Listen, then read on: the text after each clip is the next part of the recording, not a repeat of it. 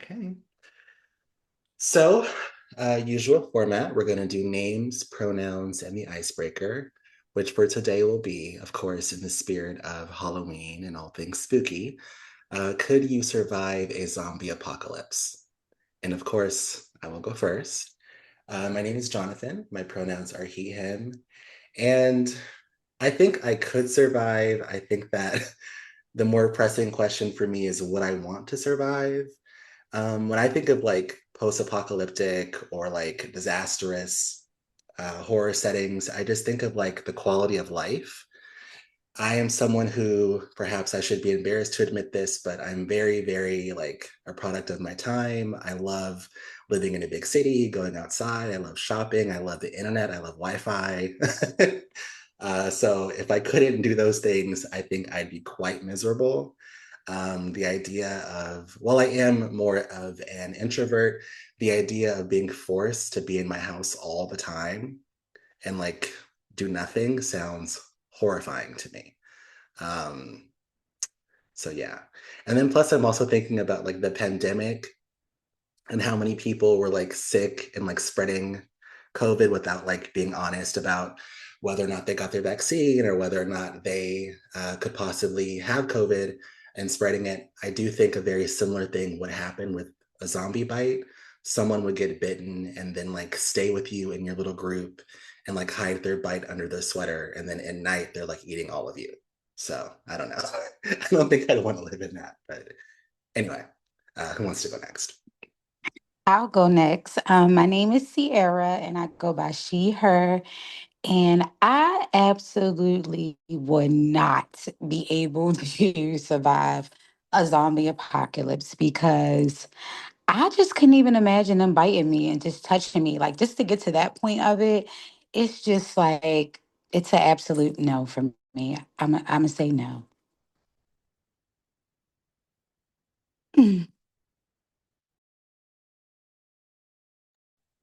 I'm Val, they, them pronouns, and at the height of like the zombie craze earlier, I used to think about and be like, yeah, I have a plan. I could totally survive the zombie apocalypse. And now in 2025, it's the same thing where it's like, do I want to? Probably not. I don't want to be running for the rest of my life.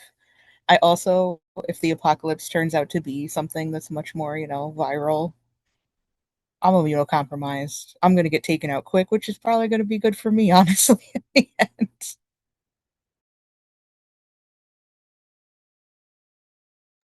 My goodness, these are super funny answers. My name is Grace. My pronouns are they, them. And I would 100% survive. I've already made plans with my husband, and we talk about how I said it's just going to be you and me because we can't trust anybody in the pandemic.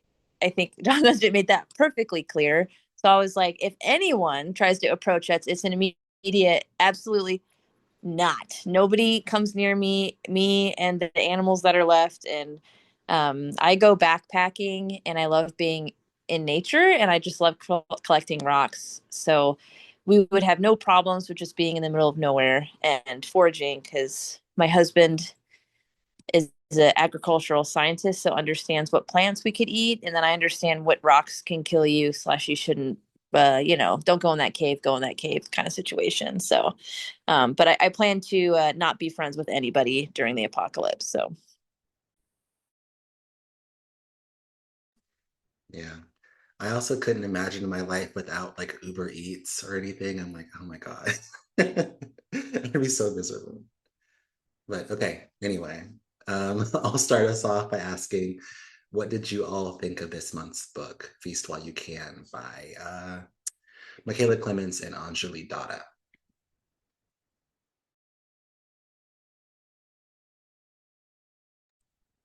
um, yeah, I absolutely loved it. I thought it was definitely like spooky in like really great ways, and I would say this is probably one of the better horror books I've read in a super long time. And may that, I think we talked about this on Discord, like may that relationship never find me, please, no thank you. And I think The ending, I was reading part of it, but then I went back and listened to the audiobook. And when we when we got to the point in the cave of like the eating, I was just like, I actually, I can deal with a lot of things don't faze me, but I'm pretty sure I made a yucky face for like for 10 minutes. And so that's how you know it was, in my opinion, I was like, it was good. So, yeah, I gave it really, really high marks. Yeah, that's how I felt about it.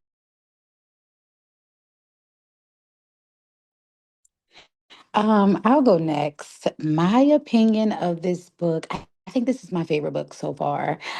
I was just so in love with Jag V. I mean, send me to prison, call me, say whatever you want.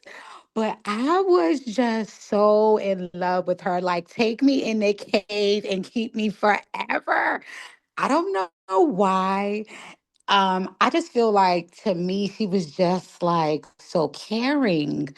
Like, I think that, can you imagine somebody just wanting to hump you all of their life? Like, they've been like waiting for that moment. So I'm like, um, I just think that I was just I don't know if I was in love with the book or Jag V. Let me be honest. Like, let me be honest. Um, but I think that I enjoyed the book so far, a lot. Now the thing I guess I maybe I should wait a little bit in regards to I guess the monster. Um, I would like to talk a little bit more about that, but I think overall I really did like this book. I think that I more so like Jag V for the most part.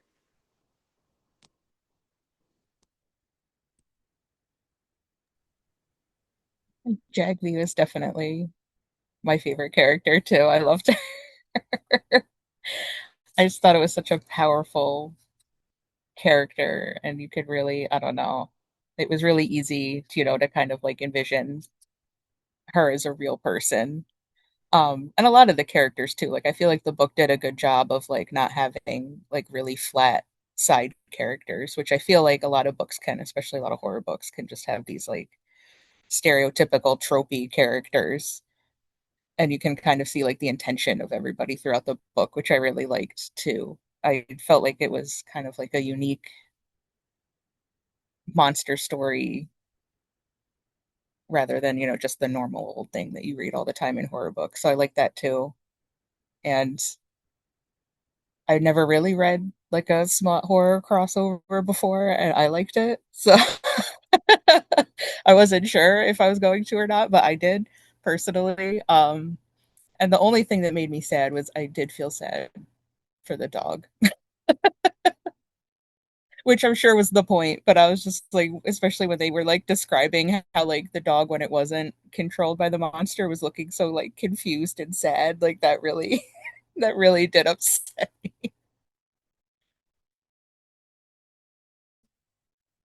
Yeah, I mean, I will agree with all of you guys. I really love this book too. If it's not obvious by how active I was in the Discord, I really enjoyed this book and had a lot of fun with it. Um, we have read a few romance novels in this club before, and my consistent complaint is I feel like gay is in, gay is on. um, I have oftentimes felt as if the books fail in showing us why two characters love each other or fall in love. And I have to say, with this book, the authors do a really good job of showing us why they're in love with one another. Um, so I will give them props for that, of course. I will also say, just like what Val was finishing up saying, I was not expecting this level of like spicy smut NSFW kind of stuff. I guess to kind of clue you into my experience reading the book, I started off reading the ebook copy because I couldn't get my hands on a physical copy, but I then switched over to the audiobook for like most of the story. And I was like on the bus when we get to our first official sex scene with Angelina and Jagby. And when that started off, I was just like mouth on the floor. Like I couldn't believe that I was like listening to that. Also, perhaps TMI, I will say that as a gay man, I don't have really any experience watching or reading lesbian porn. So this is definitely uncharted waters for me. And I was surprised that I found it to be kind of hot. I was like, what does that say about me? Did I unlock something new within myself? I don't know, but we'll definitely talk about the sex more because we kind of have to address the elephant in the room. But overall, love the book. I would just say one small critique is that I wish the horror elements were a bit more present. I feel like we're focusing so much on the relationship between Jagby and Angelina that for a while you can almost kind of forget it's a horror until the very end when, like, things obviously amp up to be very, very horrifying. But yeah, outside of that, loved it. Would definitely recommend this book, would definitely read it again. And I also did rate it a 9, which I think is the second time I've rated a book that high in this club before. So, okay. Anyway, on to discussing our characters. I will say we have like three main characters: Angelina, Jagby, and the Thing. So let's start with Angelina. General thoughts on Angelina as a character in this story.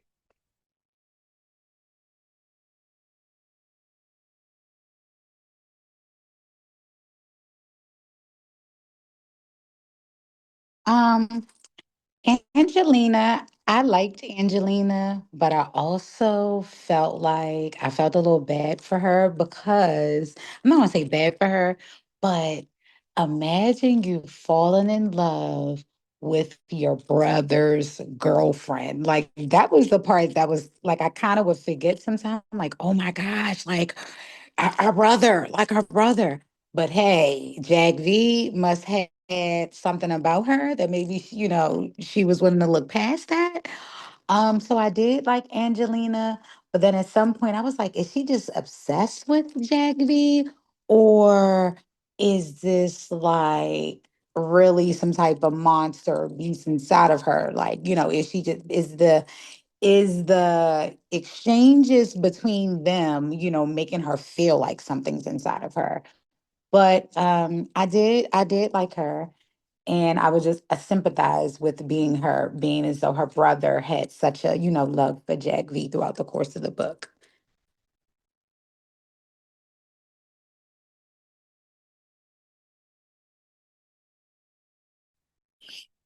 Yeah, I thought Angelina was really like interesting about, just how it kind of started. Almost you felt like Angel almost hated Jagby, and then you realize it's because like they had feelings for each other. So, as the book progressed, you were just like, oh, okay, we've all kind of done that. Be like, oh, it's like here she is, blah blah blah, and you're like, that's a lot of animosity. What is going on? And then you're like, I see. And I just thought it was interesting just how she navigated being in a small town, how her approach to being in a small town versus like, that kind of small town. If you leave here, you're like a almost like a traitor. And I'm from a smaller town in the Midwest, and so like that kind of small town feel of like not being able to escape, or it always brings you back. I thought was also kind of like the horror element I almost said film in the in the book too. Um, and yeah, just like Sierra said, having to navigate this relationship now, and then also just it's your brother's ex girlfriend, and like yeah, and I just really loved how the thing kind of like made her remember, I guess, like walking in on, like Jag V. And so you're just like, oh, what does that mean? So, as a character, I just thought it was like a really good, it wasn't she didn't feel one dimensional at all. It's like all of these characters definitely felt like really complex. Like you were there in the middle of like small town drama. And I really appreciate that.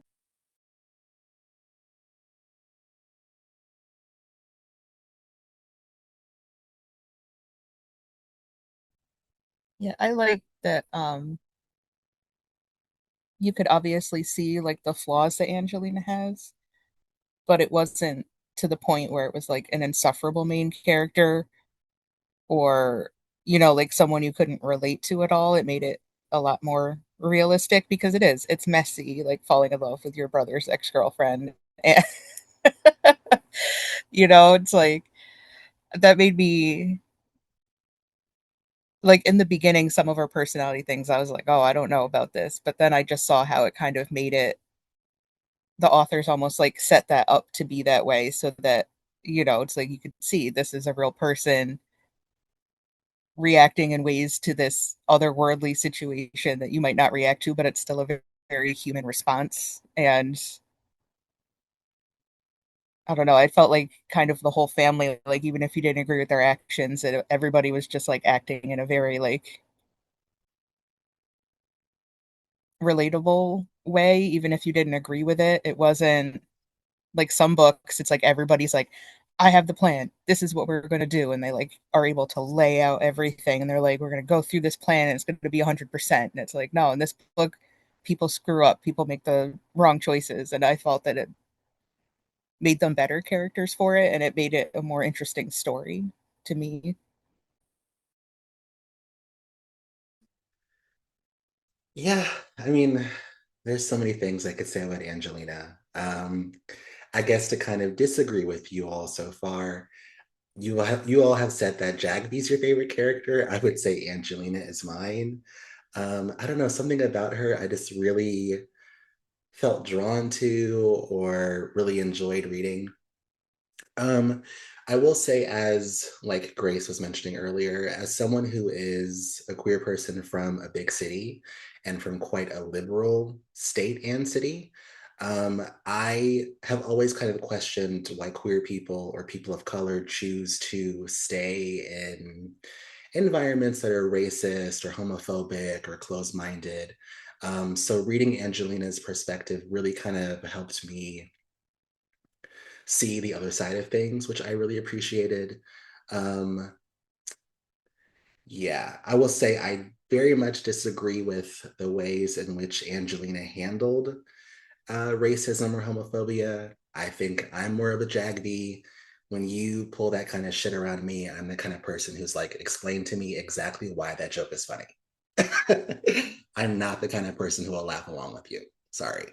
Um, but yeah, I definitely was frustrated at those times, but which we'll talk about later on. But I guess overall, I will say, I guess when you laugh at those things, mm, you get a bit of a sense of safety. You let people know that you're on their side, not against them. So you kind of can avoid being an outcast like a Jagby.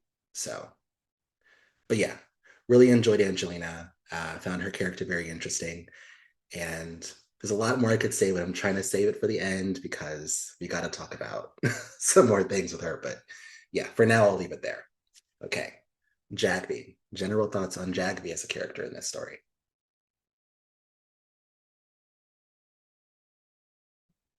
Hey guys. So I love JV. And the reason why I loved her, first of all, she was just like one of them ride or die friends for me, I would say. Like, you know how you have a best friend and y'all have been friends so long. So now, like, your family is their family. Like, she was very supportive outside of, her having a crush on um, Angel. I would say that I just overall liked her. She was very supportive. And I feel like she was just always very loving. And she was just always there outside of what the family thought about her, outside of, people kind of, talking about her and everybody's personal opinions about her. I feel like she still was just still there, even with her and Patrick. Like she was still there outside of trying to be like a girlfriend. She still was there, like being a friend. Sometimes I guess in, gay relationships, I feel like sometimes you end up maybe dating someone. And then maybe once you date them, like, hey, maybe this is not really what I thought, but we'd be great best friends. And I kind of feel like maybe that's where their story kind of went. Like maybe they started off so young and then as time went, they just end up being best friends. But overall, I just like Jagvi. I wish I would like to see her like in real life.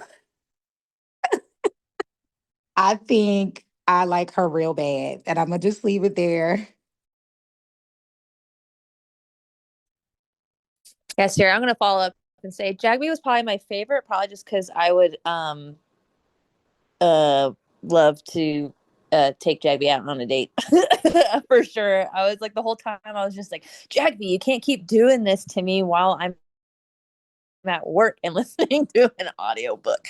And it was just like, I don't know, like that character I think was just so, yeah, like really loyal to like friends, but then really understanding, like an EMT, like, you know, yes, Jonathan. Um, date. So, I was just thinking like an EMT, like an EMT's uniform, get out of town. Like anytime there was like some sort of interaction, I was besides myself a lot. So I think that's probably why Jagby was my favorite, but probably my favorite for I think obvious obvious reasons. And just the way that she handled herself was like not reacting to like all these different jokes or situations, keeping a cool head, probably because that EMT training, and just really also having that caring side, and then having to deal with like a crappy parents and all these people from town, and I don't know, I just thought it was wonderful. And yeah, I think we can all agree that we can be polyamorous for Jagby for sure. So, it's fine.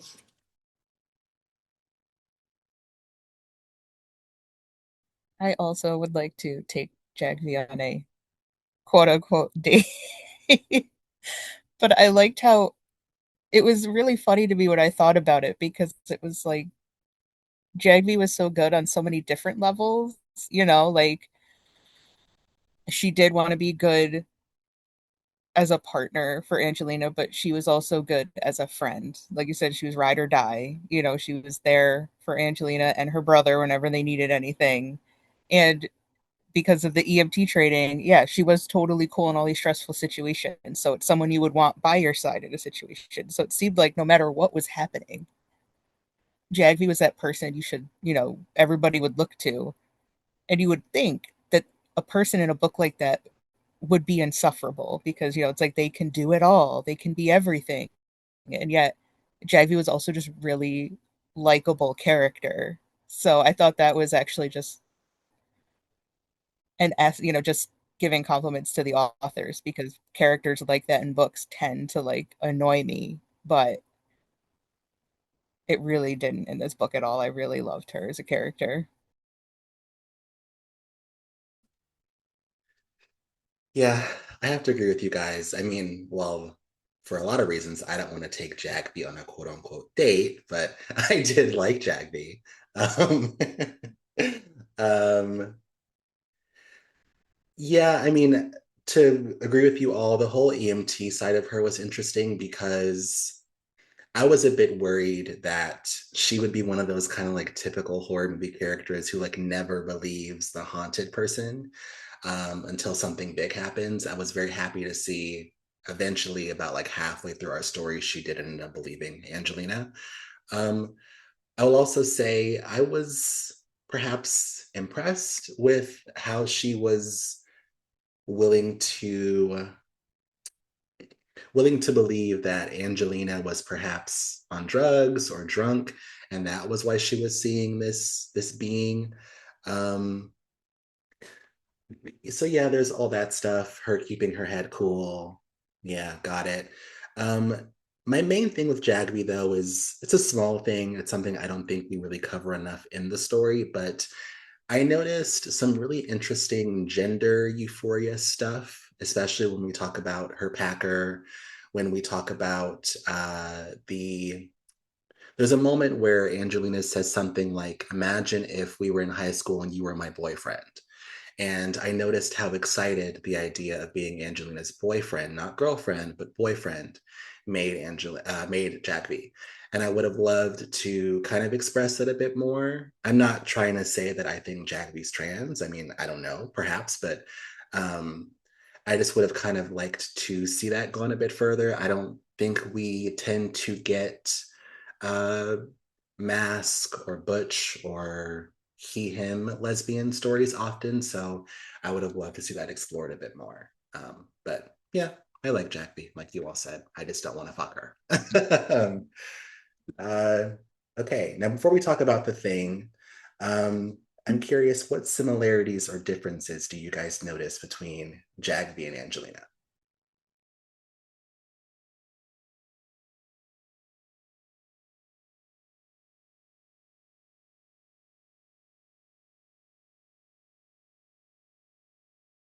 You said the differences between them, right? Differences or similarities? Oh, okay. I mean, the main difference that stood out to me in the book is that, like you said, Jagby a lot of times was like, even when Angelina's saying like, "This is happening to me," and Jagby's just like, "Okay, don't freak out." It's like, "Don't freak out." And I felt like Angelina was not overly emotional, but was more emotional of the two, and would kind of react instinctually more than Jagby did. But I feel like neither of them were stereotypes of being stoic or being emotional. But I felt that even having like those were the main differences between them. But I felt like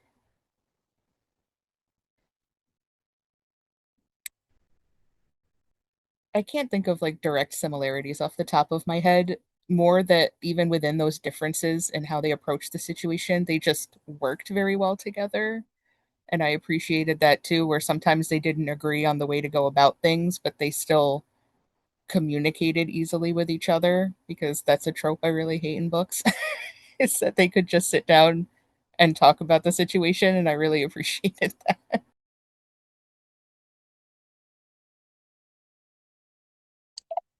Yeah, but I agree with that. And I felt like I was not frustrated in this book. And I think even whenever Angelina did something silly, which was like go off on her own, which is like, even that is like a trope, it didn't feel like out of the realm. And even though I was like, oh, don't do that, I wasn't like frustrated.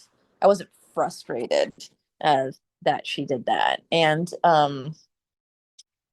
I think the similarities, besides being, like small town, lesbians, that I thought it was really interesting how they both approached the racism of the small town, and how they were able to communicate it and talk about it. I feel like just my personality agrees with Jagby's approach to that, versus Angelina's. But I felt like I could understand both characters really well and where they were coming from. And even though, they could be in disagreement, and it did feel like no matter what, though, at the end, they wanted to have each other's backs, and there was like complementary differences with similarities between the two of them. I think that for me, I think maybe their similarities were maybe that they were from the same town, and maybe they understood like the dynamics of where they were from, and maybe um I guess maybe she could understand Jack V a little bit more, maybe because originally I believe she left, the town and then came back.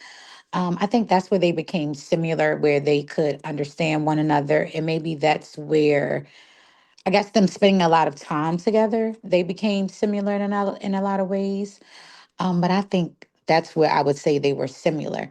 Now, different, I think they were mm, maybe different in a sense of their curiosity, I would say, meaning um, I feel like Angel was more so I guess not as I guess curious, but Jagvi was more so like I guess like, hey, come and see what the curiosity is about, you know. So I think that's maybe where they became different. I think that maybe Jagvi was a little bit more assertive or more aggressive, which made her different. And then maybe Angelina did have some type of, I guess, like assertiveness about her, but not as much as Jagvi, I would say. So I guess I would say that's where they would become similar and different. Yeah, I mean, in terms of similarities, I agree with you guys. Obviously, they're both people of color, biracial people who are living in a predominantly white town. And if I'm not mistaken, I think the book takes place in Italy, or if that's at least what I gathered. Is it seems like an Italian small town. And they're both queer women. Um, and I will say, I think that's like where the similarities stop. They are so vastly different to where it almost is like on paper you wouldn't put them together, but somehow they work. Um, just like Sierra was just saying, I totally see the difference in Angelina being someone who is very content with her small town. She doesn't really have a desire to pursue college or travel or exploring. She just wants to stay in Cadence and live out her days there.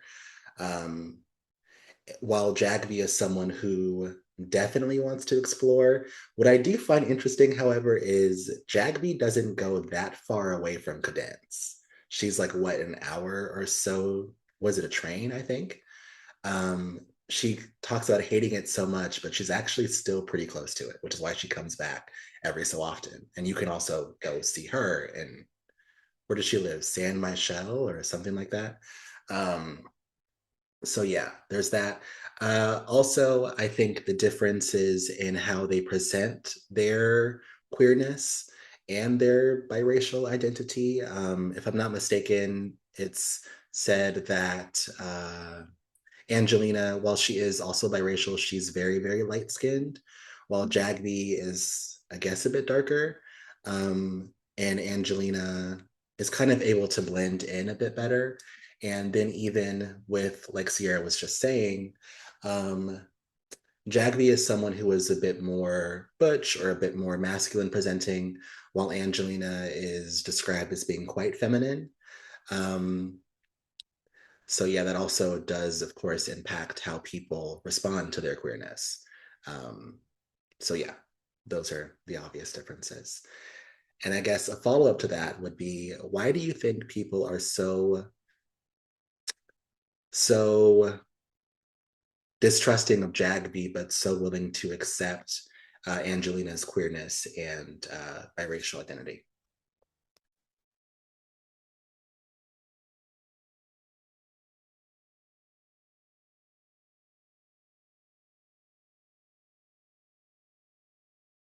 Um, I think it was because I mean they kind of mentioned this like being a sicko, right? Like a sicko girl, and how like the town kind of like reveres the sickos. I think the book also mentioned that Angelina's skin tone is actually like lighter, so you have like that like she's.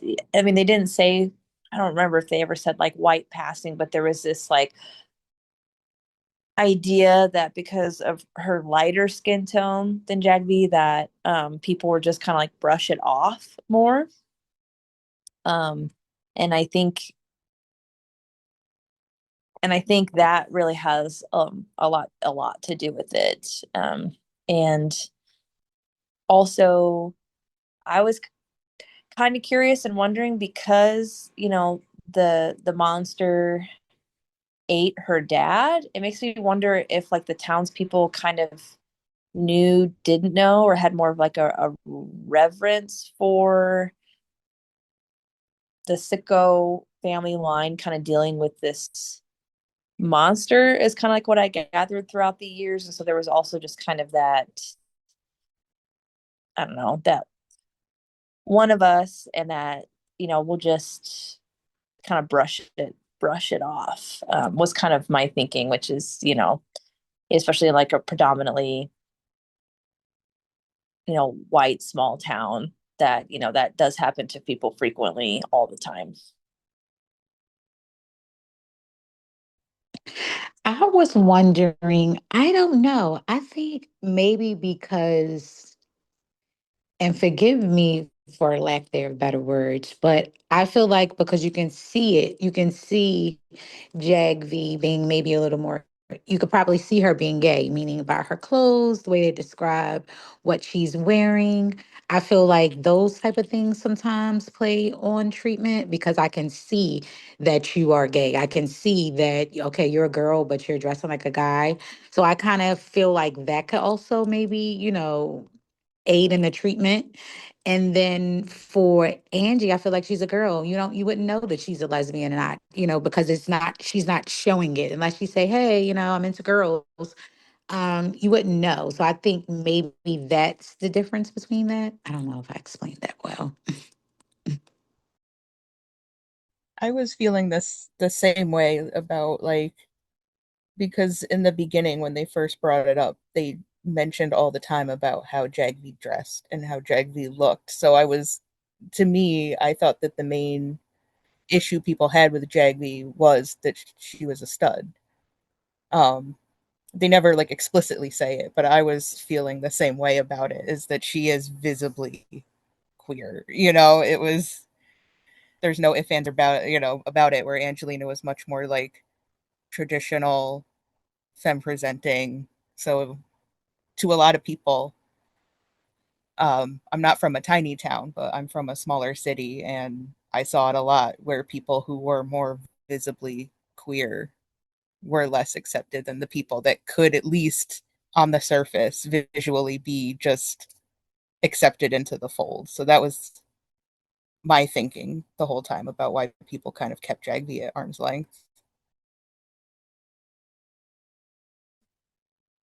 Yeah. Oh, go ahead, Grace.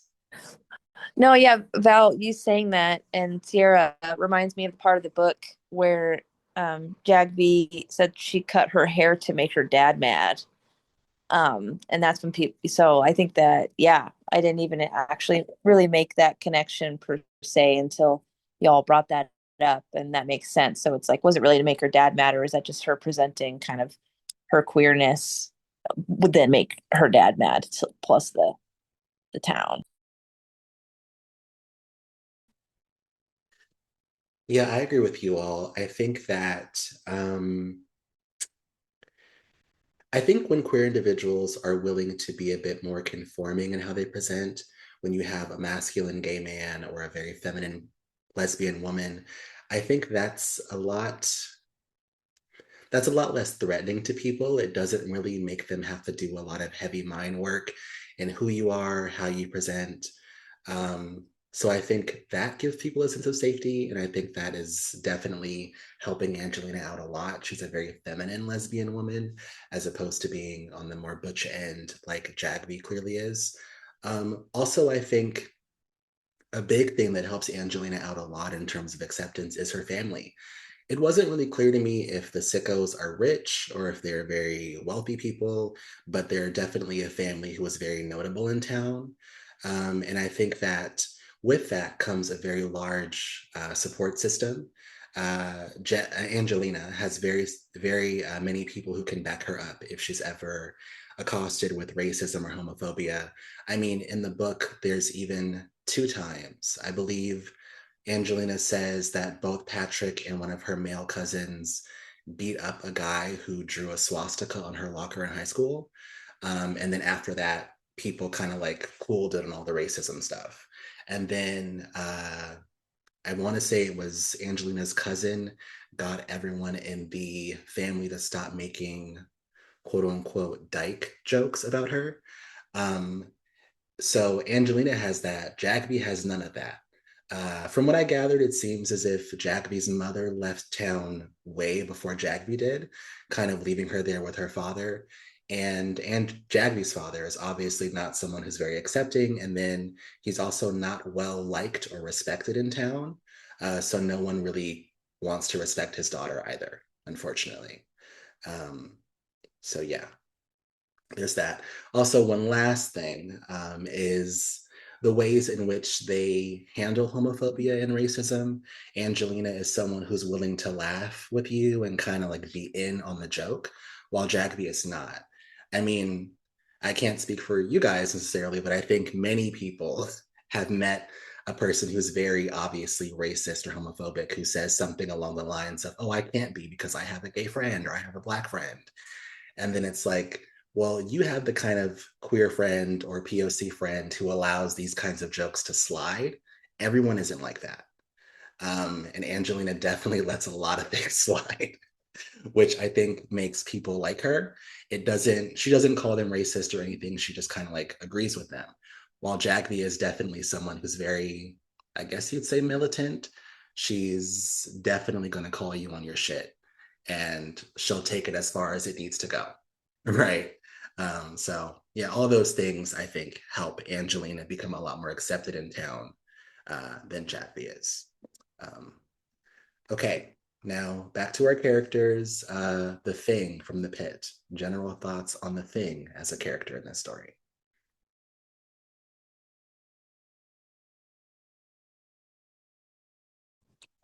The thing in the pit, I was trying to figure out,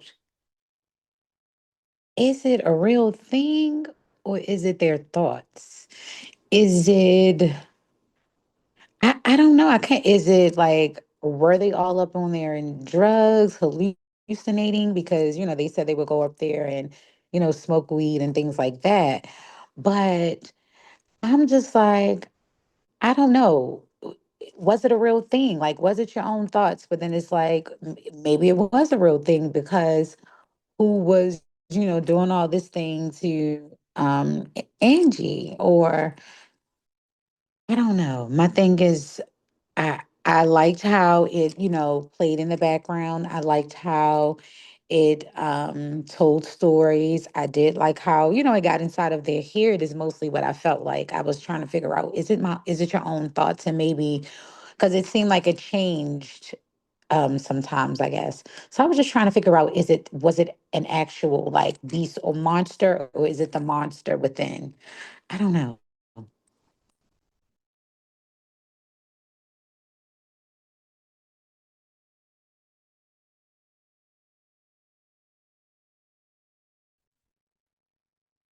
Yeah, I I think it was real, but I definitely think it was also an like the thing in the pit was definitely like an allegory for sure about our deepest desires, about how uh all consuming love can be, especially like jealousy or, just wanting to kind of like, eat someone up. I felt like the thing was real just because of like the fountain, because I feel like Jagby is very level headed. And just I don't know. I just loved how spooky the thing was because it would not reveal how much powers or different things it could do, and except for like throughout the book. So didn't show up for a couple weeks and then, just took over, Angelina's like body. And then like, oh, did you know that it could possess a dog? Oh, did you know that it could like make a phone call? Oh, did and so it just yeah, it was just really interesting. And I think the it being in the dog, but using Jagby's voice was probably my favorite icky feeling. I was like, I can't imagine having like, no, thank you. And I always thought it was interesting how Angelina interacted with the thing, because sometimes I felt like she is really calm right now for how I would be feeling if I had a dog that sounded like, my spouse and was just kind of looking at me with like creepy wide mouth. I literally probably would have just like thrown it outside immediately and like not even entertained what was going on. Uh I loved the thing. I loved that it would like go through thoughts. I liked that it went through thoughts that, you Angelina felt like she shouldn't be having, right? Or things that came up about, like Jagby, like seeing Jagby with that woman, right? Or just all these different things that we can harken back to, was really cool. And I personally like monsters that you don't know what they look like, but they're kind of ever present, and I think that just kind of makes it more more horrific than if it was maybe someone following somebody sometimes, more that like omniscient horror.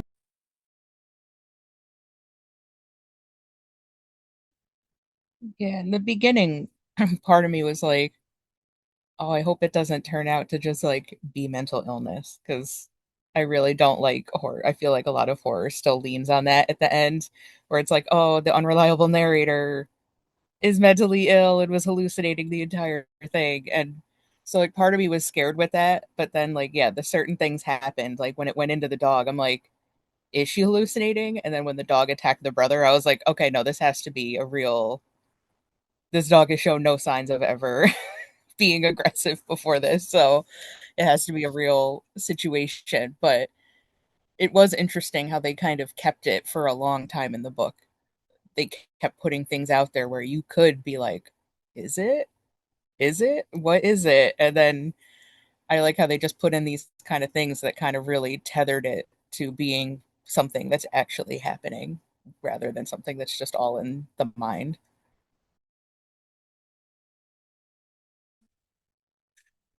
Yeah, I gotta say, I really liked the thing. Maybe I shouldn't because it's terrorizing Angelina, but I did like it.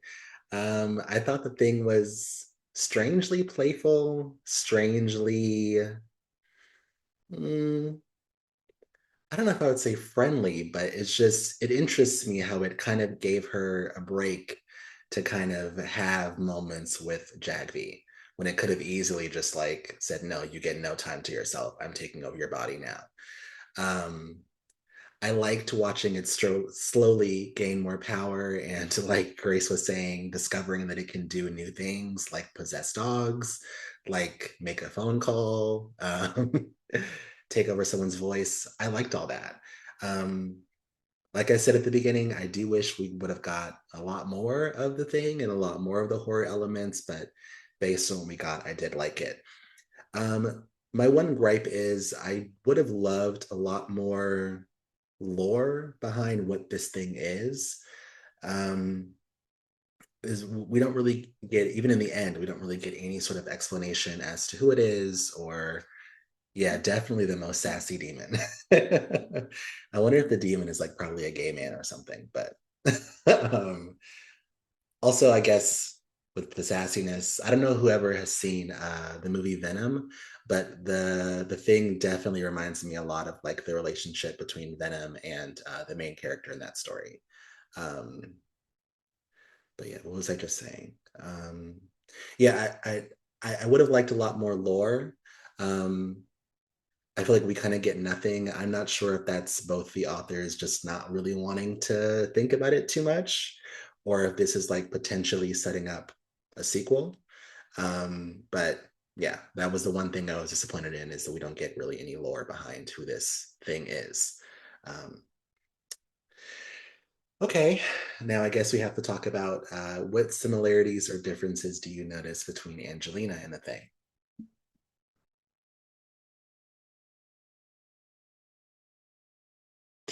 I felt like Angelina and the thing, I felt like it was just always attacking her. Like I can't recall it ever attacking anybody else. So my thing was maybe it did, and maybe I misread or don't remember, but I just felt like it just had such a connection with her. Um, Almost just like, oh, Patrick. So maybe it's, I don't know, maybe it's I don't know what the similarities were. I just felt like it was definitely just feasting on her and like really growing on her and Jack V's relationship. It was like almost like it was forcing them to stay together because at some point, when she couldn't even go out of the town anymore based off of the beast. So I feel like maybe they were somehow connected, but how I don't know. But I just seemed like it definitely fed off of her and maybe got a little stronger, if you want to say, in a sense, feeding off of her and her dreams and her energy, I guess I would say. Yeah, I thought that was interesting how even though Patrick got physically attacked, you could see that the monster was showing Angelina, and hurting Angel. Like the point wasn't more so to hurt Patrick physically, but to get at Angelina with that, which I thought was really interesting. Where the only time he really does anything to anybody else, it's still she's the target the entire time. Yeah, I felt like the Thing and Angelina were extremely similar. Because I forgot what part of the book where she said thank you to the Thing in the pit, and then she thought she heard it say like you're welcome, but she's like, well, I didn't really hear it, but I just imagine it saying like you're welcome. And I think that was whenever Jagby and Angelina were like going at it for the first time for if I think that was the part. And so it almost felt like it picked Angelina. Yeah, yeah, yeah. And I feel like it picked Angelina because it knew Angelina was gonna um get to like the golden goose, so to speak, which was Jagby, what it really wanted all along, and knew it could just kind of mess with Angelina for fun. But they were very similar to get what it really wanted and what they both really wanted, which was Jagby.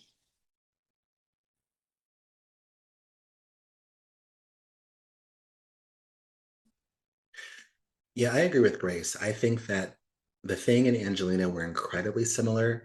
A part of me does kind of wonder now if perhaps Angelina was always the Thing or like some sort of offspring of the Thing, because they're just so similar. And I think it's towards the end where Angelina admits, yes, this thing is hungry. Yes, this thing wants to eat beauty.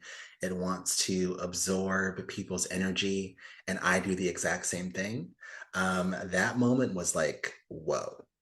Um, because as I'm going back, I am thinking, yeah, I think Angelina is what you would call like an energy vampire.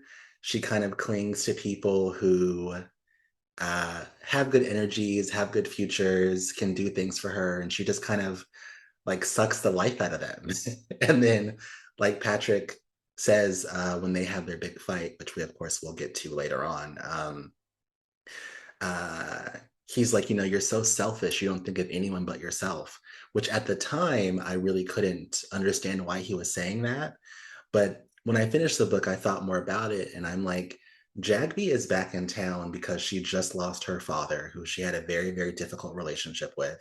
And she's kind of struggling with how to grieve over someone who you were not very close to, who you didn't like very much.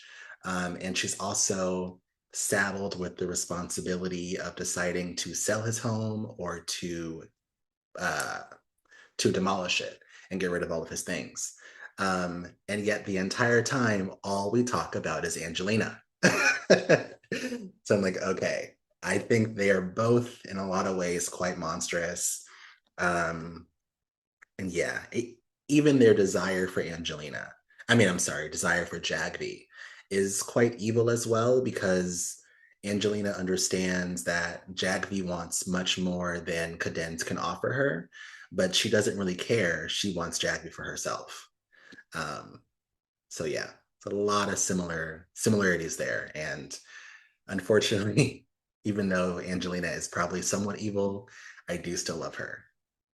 So uh, okay, now I guess my biggest question is, what do you think the thing really wants? Obviously, we know future, but like outside of that, what does it really want from people?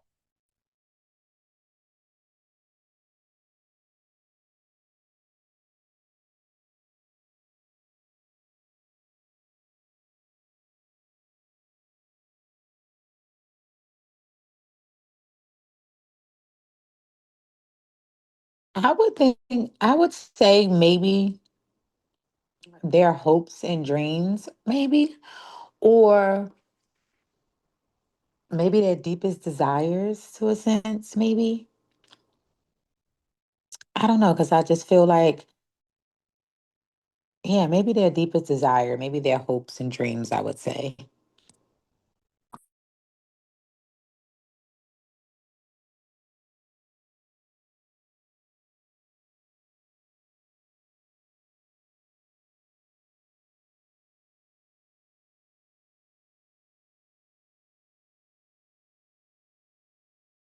Yeah, I wasn't sure. And part of me when I was reading felt like when I finished it, I was like, did I like miss like, because I read the physical book, so I felt like I was paying attention, but I'm like, did I miss what the actual like end goal was? Because they talked about, like the monster eating Angelina's father. So I'm like, did it physically eat him, or did it just like suck like the soul out of him? Like, does it feed on the soul? So it essentially killed him by removing his life force, is kind of what I kind of settled on at the end, where it didn't seem like it physically ate, like it did attack Patrick, but it didn't like eat any part of him. So I just kind of settled on like a life force energy kind of thing.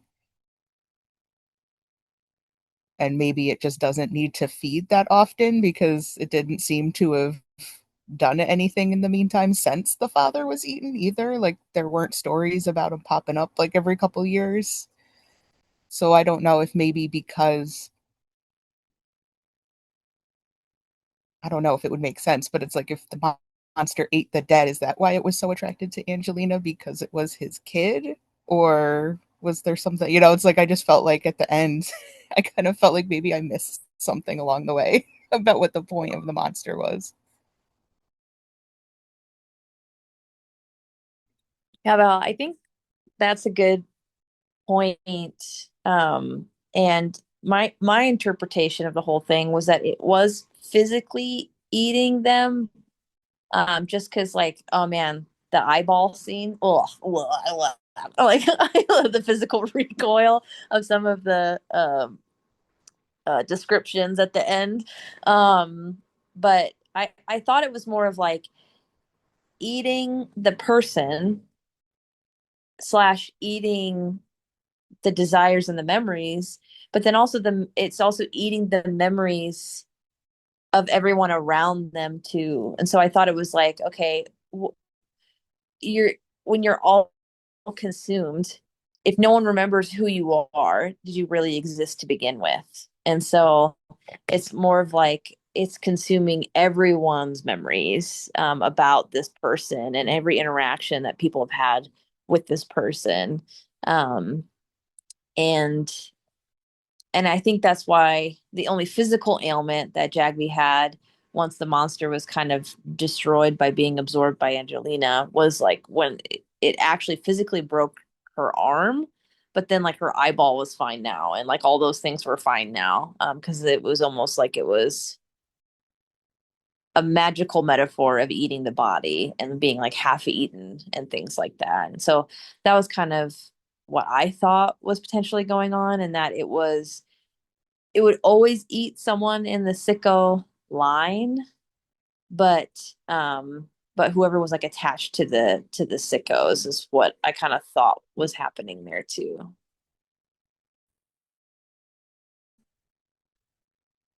Yeah, I still am not totally sure what the thing really wants. I get the sense that it gets its strength from eating people who have a lot of drive. And I guess that drive itself is strength, and that's what powers it. And that's, of course, why I'd wanted Jagby. Um, but I don't know, because I'm just thinking about how many times in the book we mention this quote unquote sicko girl curse.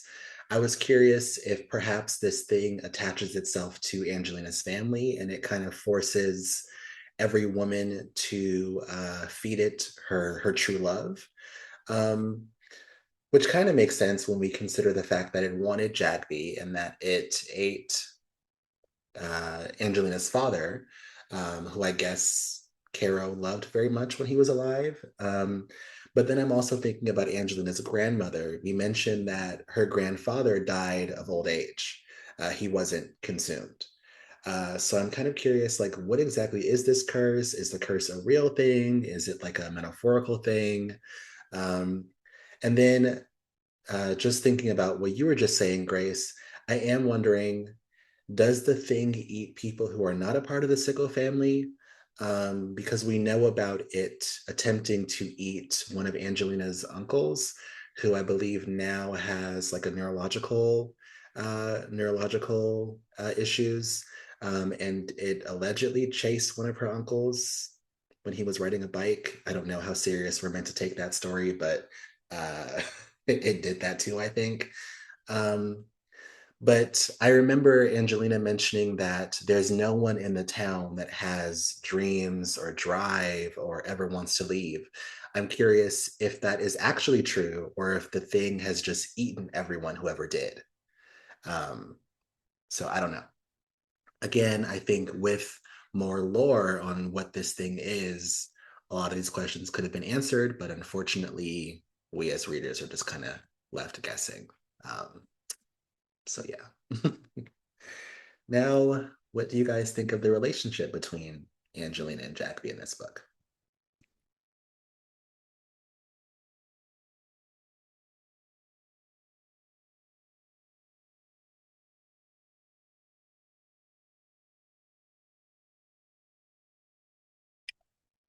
Uh, for me, I don't know if anyone remembers that Monsters Inc. song, but put that thing back where it came from, or so help me. I I thought this relationship was I appreciated it, but it was so toxic and so bad in my opinion, just because I felt like Angelina was that's probably the case, sucking the life out of Jagby. Jagby had like EMT training, wanted to maybe become a doctor, had finally left this small town behind, was close enough but far away enough, right? That was like a train ride away.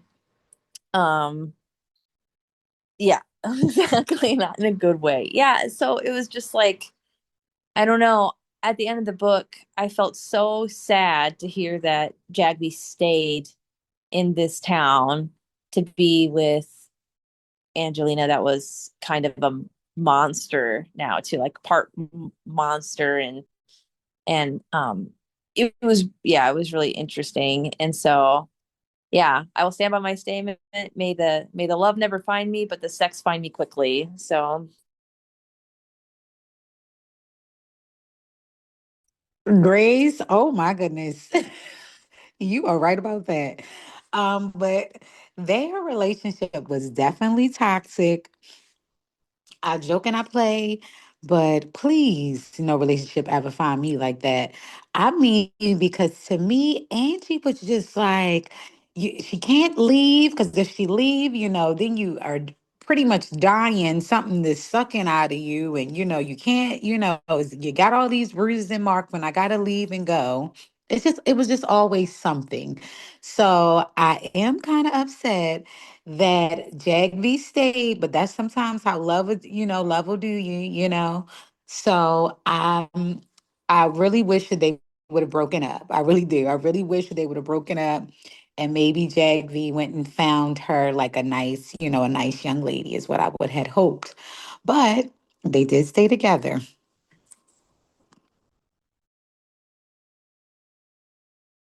Yeah, I felt the same where I was sad at the end when Jagby stayed and they stayed together. But also part of me thinks that I don't think that they're gonna be like endgame. I don't think they're gonna stay together very long. I feel like in some ways they're kind of like trauma bonded with this experience with the monster. And I think if things start to calm down and everything and they get off, that high of the start of the relationship, I don't think it's gonna I don't think it's gonna last very long. Yeah, their relationship, like you all said, was incredibly toxic. Like Grace said, may this kind of love never find me. I don't have time for things like this. um, uh, I don't know. It's like their relationship to me felt predominantly physical, which is why I was a little bit confused as to why they end up together in the end. It's like, okay, what else do you guys have outside of this amazing earth-shattering sex? That's great, but that's not going to last forever. What are you guys doing when your clothes are on? So I don't know. I mean, like Val was just saying, I think it's predominantly a trauma bond. Um, and I have some more thoughts, but I'm saving them for the end because we got to talk about this ending and where these characters end up. But yeah. Okay, we got to address the elephant in the room. What did you guys think of the sex in this book?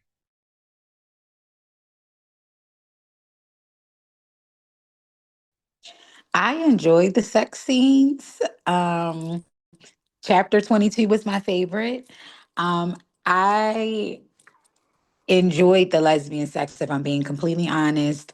It definitely was like, okay, now, okay, all right, now it's heating up.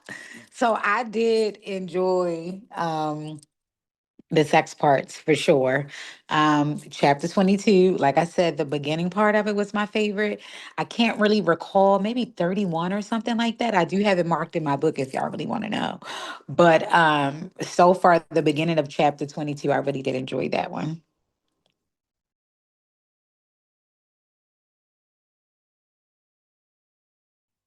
I liked it because I've read a lot of sapphic books. I feel like shy away from certain things when it comes to the sex scenes, and I like the fact that they were like, and it fit with Jaggi's personality too, is that she was very straightforward about things like using strap-ons, which is usually something that's never brought up in a lot of sapphic books that I've read. Like they just don't even mention it. So it felt a lot more realistic to me too, where it's like these are the conversations you have to have with your partner if that's something that you do. And I just thought that it was really refreshing that it was just a lot more like blunt, straightforward, but then with still good sex scenes. Like I really appreciated that about this book.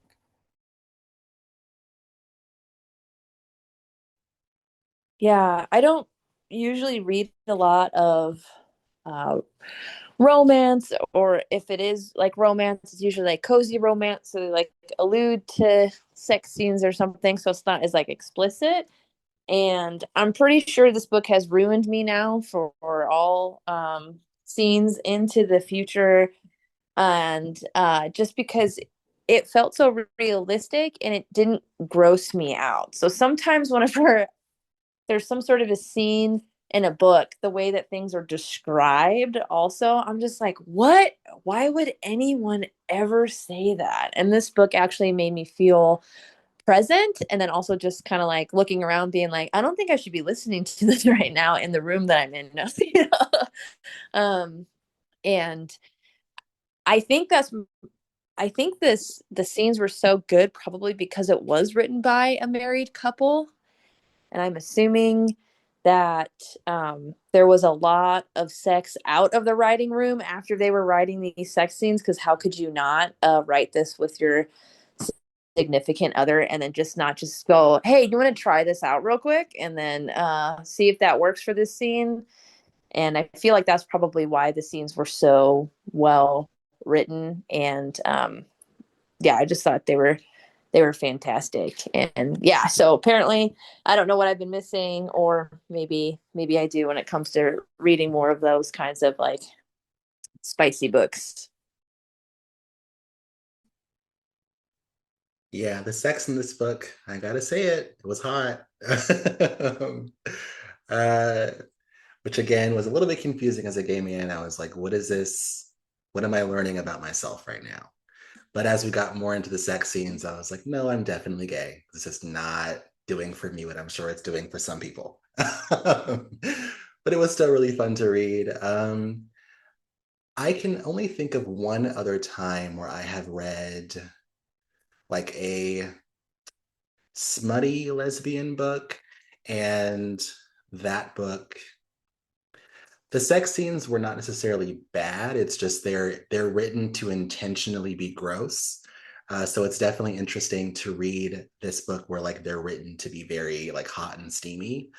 Um, and I'm also thinking to one other time in this club that we've read a smutty kind of book, and the sex is obviously present, but the author is using a lot of like, hinty, nudge, nudge, wink, wink kind of words. And this book is just like very upfront, like, I'm gonna do X, Y, and Z to you. I'm gonna put my hand here, um, which was definitely interesting to read. And I was also thinking a very fun drinking game would be take a shot every single time this book says tits, because it's like every other page, tits, tits, tits, tits, tits. But still very cool. And it's also good, I guess, to hear how much you guys are enjoying the smut here. We have one other book that I know of on our to be read list that is like this book times 10 in terms of its smut. And it's primarily lesbian smut. So if you like this, perhaps one day very soon we'll dive into those waters. But yeah, interesting, hot, steamy lesbian sex, and that is obviously meaning a lot coming from someone who's not a lesbian themselves. Okay, what do you guys think of the relationship between Angelina and Patrick?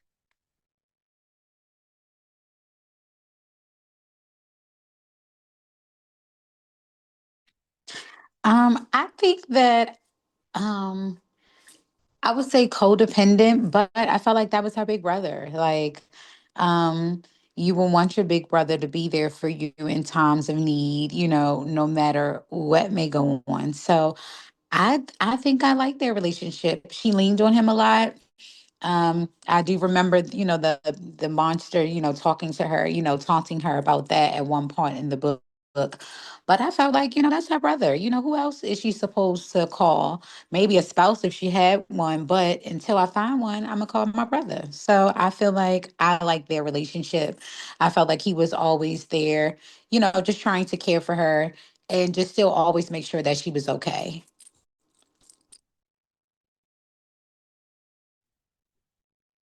Yeah, it books like this where siblings have a close relationship as adults, like, they're living together, always like messes with me a little bit because it's the relationship I thought I would have with my older brother, where we like really drifted apart as we've gotten older. So there's always just like this sentimental part of me that like looks at that, where even though like sometimes their relationship was a little too codependent, but that like little kid part of me is like, oh, I wish I could have that. So I know like that always kind of changes how I see things, but it was really good that she had backup. Like, even though she did have like several family members that obviously were going to be there for her, like her brother was like physically always there when she needed somebody. And it's good to see that kind of relationship, in a story, whether it's a book or a movie. I always like seeing those strong sibling relationships. And the fact that it showed too that Patrick was a good person because he stayed friends with Jagvi, like even after they dated and she, ended up cheating on him and coming out and all this stuff. A lot of people would probably turn their back on somebody like that. And he didn't, and he stayed friends with Jagvi. So I feel like that shows too of how not properly, it's like even though it is a little codependent, his relationship with his sister is one out of love and loyalty. And I really appreciated that.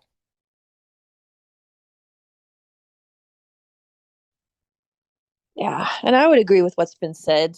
And I think that also comes with the fact that they both, never knew their dad, and then their mom is like very selfish and self-centered and just kind of all about herself and kind of moved out. And so all they really had was each other. And I think that also leads itself to more of a codependent relationship. But mostly just really close too. And so, I think that that's why their relationship was the way that it was, is because that's kind of like that's who they had with each other. Okay.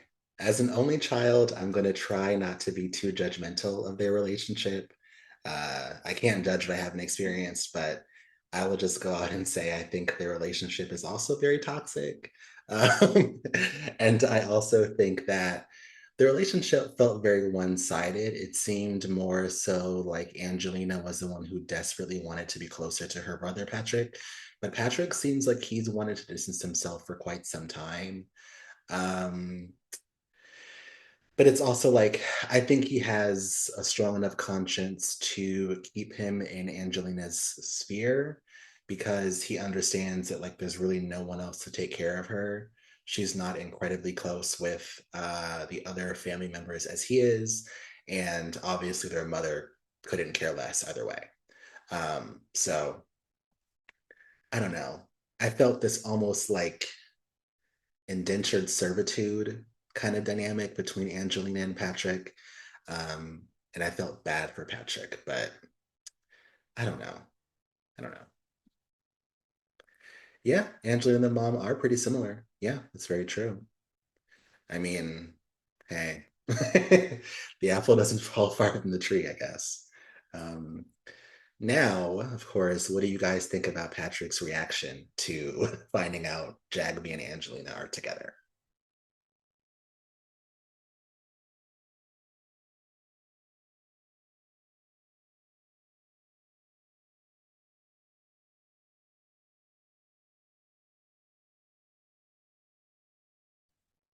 Um, I felt like it was a very reasonable, realistic reaction. Especially whenever he said, it's just like to be like selfish and only think of yourself. But also at the same time, you made them touch each other all the time and said, Jagby, I never want you to leave her side. And then you find out that Jagby told Patrick that she likes his sister. So it's like, what did you think was gonna happen when you had two hot people hang out with each other and one of them already has had the hots for a long time and you physically make them actually touch each other all the time? Like Patrick, my dude, buddy. Um, but understandable because sometimes we are our own worst enemies, sometimes with our feelings and emotions. And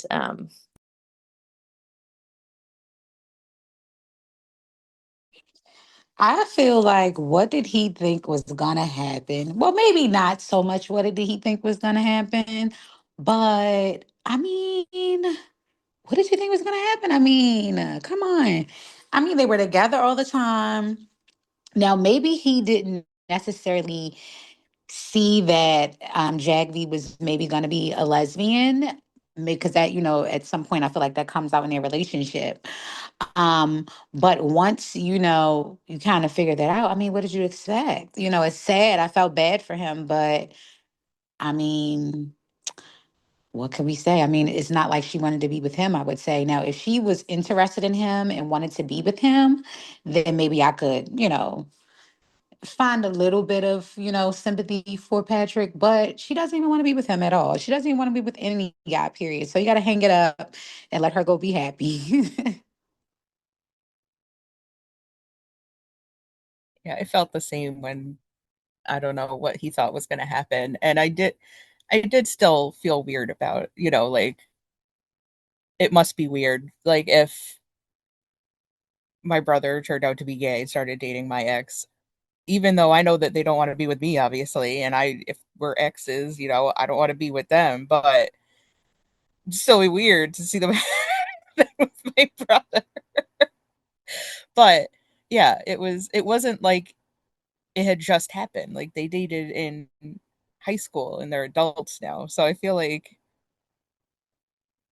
enough time has gone by where there's got to be a reaction. That's fine. It's not like you should have just been like, okay, let's go. It's like he deserves to have a reaction. But I really did feel like I don't know what you expected. I don't know why you are shocked. Like this, especially because it said that Angelina liked Jagby for a long time too, which even if she never directly told Patrick, they're close enough where he had to have had an inkling of it.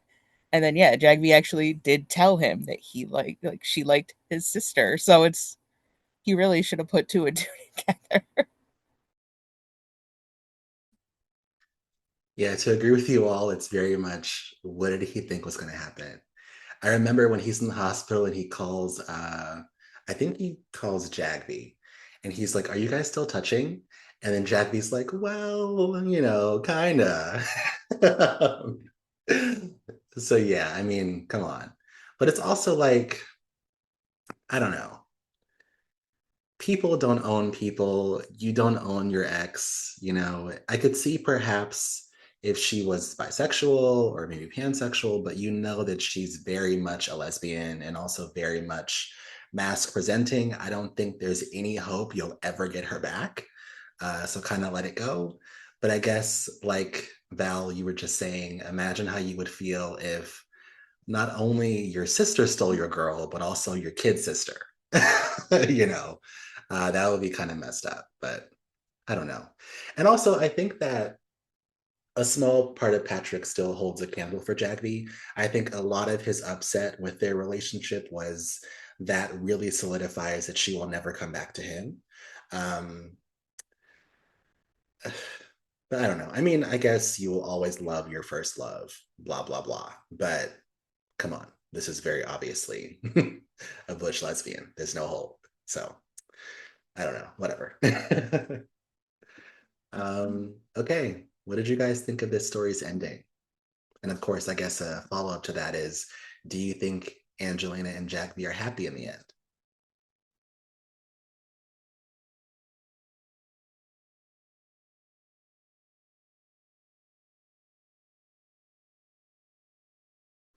I would say I think that maybe I would say they are happy because Jagvi rightfully in her she made the choice to stay.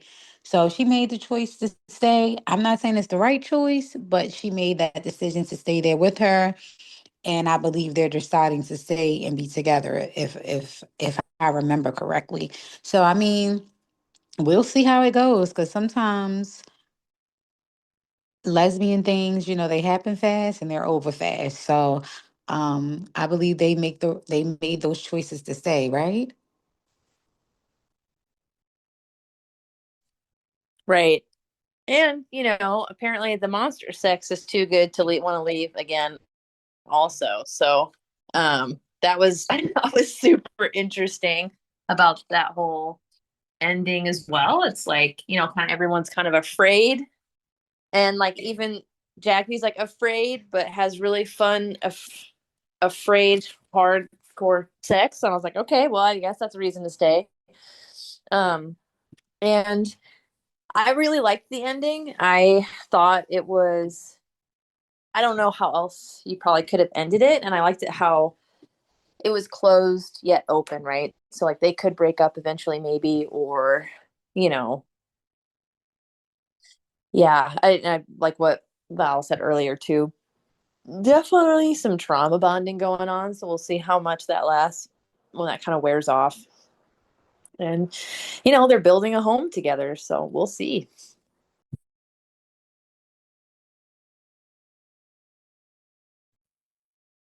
Yeah, I guess I'm the pessimist of the group where I'm just like, yeah, right now they're probably happy. I don't know how long that's I don't know how long that's gonna last. Um, they might think they're happy now, but yeah, I don't know.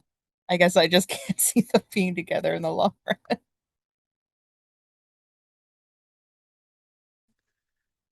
Yeah, I agree with you guys. When I say may this kind of love never find me, I'm primarily alluding to the fact that I'm sorry, Jagby says, I'm willing to die for you. Huh? You're gonna let this demon eat you alive just to save this girl? Like I don't know. I I don't understand that. Um I do like the ending, like Grace said. I like a horror story or horror movie for that matter that has more of a like not bad ending, but also not happy ending. It's like somewhere in the middle. Um, because it seems like now the entire town is changed because of what Angelina has been through. And then, of course, Angelina's cousins and her brother watching her eat a demon alive and then throw up parts of Jagby and put them back on her. Um, yeah, everyone's traumatized now. And unfortunately, because the demon did not get a chance to eat anyone, everyone will always remember. Um, it seems like that incident really drove a wedge between Angelina and Patrick. And it also seems like everyone is now terrified of Angelina. And then I think Jagby also says something like, Angelina's not the same. Like she does still love her, and there are parts of her that are still Angelina, but a large part of her is also the demon. So it's like there's this. That's why I said, is it really a choice? with Jagby choosing to stay, because it seems like the thing is able to, or I guess Angelina now is able to control the environment. She's able to stop harsh weather conditions to make sure their house is not only built on time, but also built early. And then when she gets tired of Jagby being busy with work, she kind of makes it snow so hard that Jagby can't leave the house for a week. So that's what I mean by choice. It's like, well, what would happen if Jagby wanted to leave? Would Angelina even allow that? Would Angelina possibly kill her? Like, what would happen? And I'm sure Jagby feels that same threat. Um, so I don't know. I'm not sure if, yeah, Feast While You Can Part 2, the breakup. Yeah. And then Angelina's going to really eat her alive. Because I don't think that she would let her leave. Um, and now I know a few of you guys mentioned early on that you were surprised by Jagby's decision to stay. Um, and of course, Angelina not being able to leave. I'm curious if it's actually true that Angelina cannot physically leave, or if it's that she wants to stay in Caden so much, the demon is like making sure that she cannot leave. Because if she can control everything, then why can't she do that? I don't know. Just interesting. Um, but yeah, I like the ending. I like this little like demonic, sexy uh girlfriend thing with Angelina and Jack V. I like that. um okay, now we don't normally do this, but I think this is one of the only books we've read that has, I guess, a moral to the story or a main message. So I'll ask, what do you guys think this book's moral was?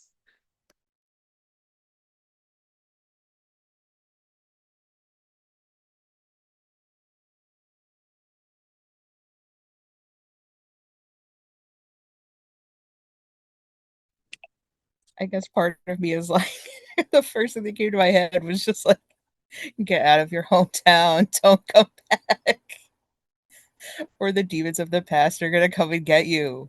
Literally.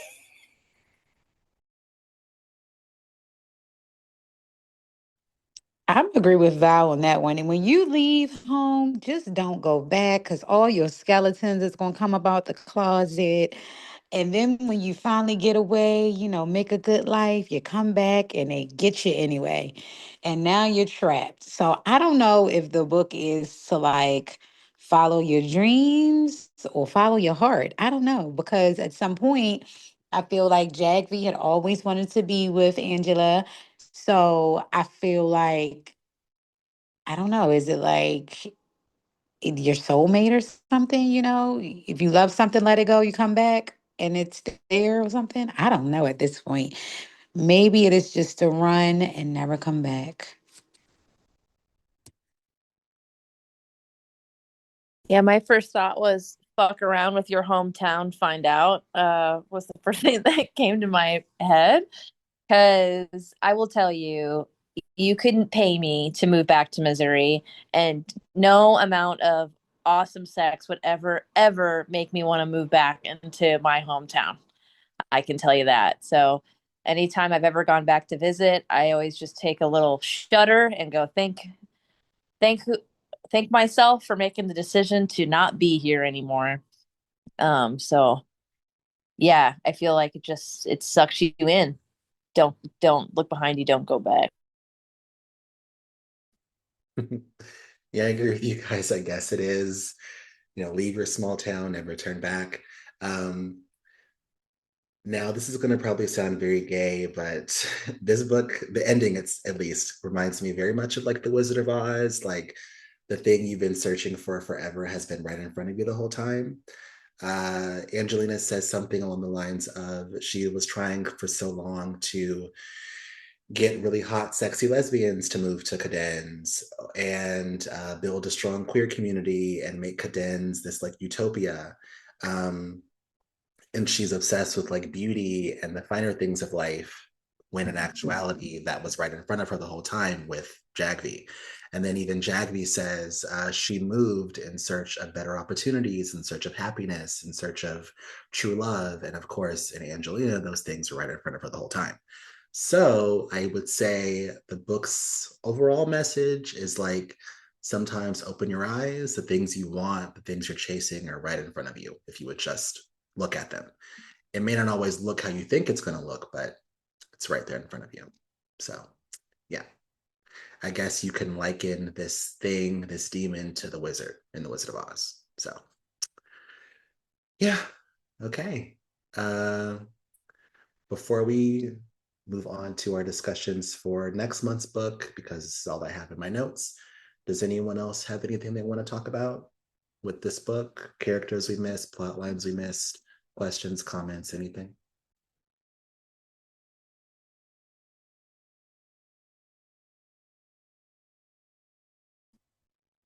Going once, going twice. Okay. Now, I will say before we move on, this is the first time I've read a book where the book's title is kind of a double entendre. Feast while you can mean several different things depending on which part of the book you're choosing to actually read the title to. But yeah. Okay. Now for next month's books, as always, I have two things picked out. I will drop the links to the descriptions in the chat. Give me just a second. The first one is going to be a fairly popular book. Some of you guys may have already read this one. It's They Both Die at the End. It's not a horror, so don't take the title too seriously, but it's more of like a romance novel kind of thing. And the second one is, interestingly enough, a middle grade novel that, from what I've gathered, is very similar to the Percy Jackson series, if anyone's ever read those books before. Um, yeah, it like takes place in middle school. It's like a fantasy book. So anyway, read those two and let me know which one you guys would rather read for next month. I will also say one of these books I've had on my shelf for like 2 years. So I'm hoping you guys pick the one I already have, but we shall see.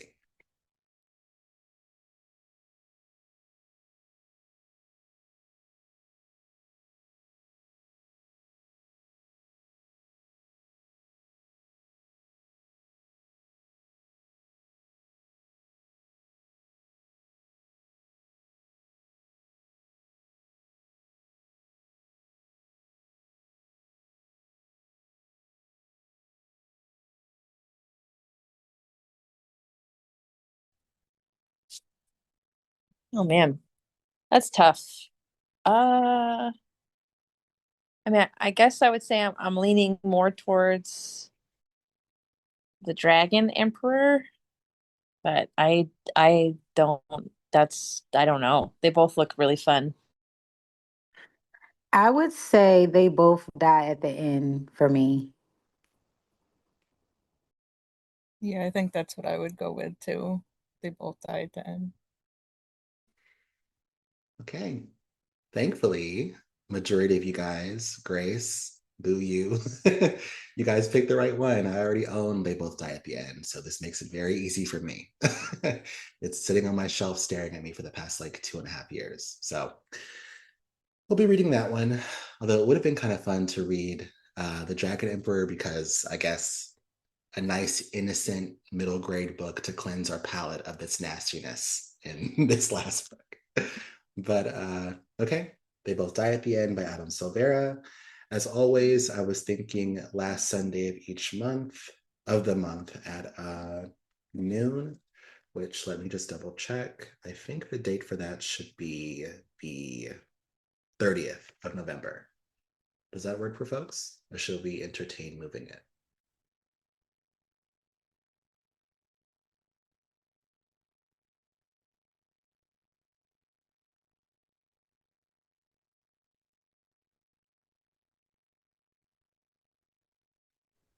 The 30th will work for me. Okay. And then noon is still good, or quick thumbs up? Yes. Yeah, I'm on the East Coast, so 3 o'clock is good for me. Okay, okay. Okay, so I'll put us down for that. You guys shouldn't have any difficulty finding this book because it is so popular. It's like everywhere. But if you do, of course, I do have a PDF copy that I can share with you. Just message me on Discord if you end up needing that. Okay, well, that's it. Before we sign off, does anyone else have any last minute burning questions, comments, thoughts about this book, about next month's book, about the club, anything?